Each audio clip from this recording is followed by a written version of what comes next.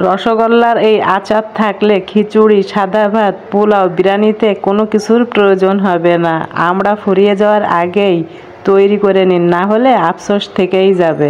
আমরা সিজন প্রায় শেষের পথে, তো আমরা ছিলে এই যে ধুয়ে লবণ দিয়ে পানি দিয়ে সিদ্ধ করা হয়েছে 90%। মেয়ের বাবা হেল্প করছে।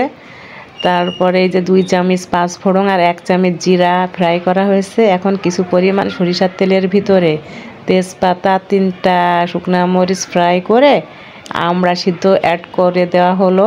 লবণ আর শুকনা মরিচের গুঁড়া অ্যাড করা হলো পরিমাণ মতো। কিছু সময় নাড়তে হবে।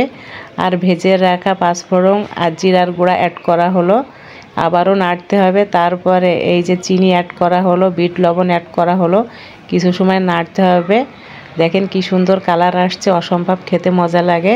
কাঁচা আমরা তো অর্ধেক খেয়ে ফেলছি, আমরা আনলে আমাদের বাসায় থাকে না। আচার তৈরি করা কমপ্লিট, খিচুড়ির সাথে খাচ্ছি টক ঝাল মিষ্টি। আমরার এই আচার অস্থির লাগে, আপনারা পারলে ট্রাই করবেন আমরা ফুরিয়ে যাওয়ার আগে।